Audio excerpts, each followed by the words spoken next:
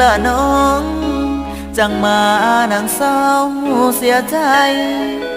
มีเรื่องอันใดเว่าสู่อ้ายฟังได้บ่หรือเขาคนนั้นเหตุให้เสียใจยังน้อง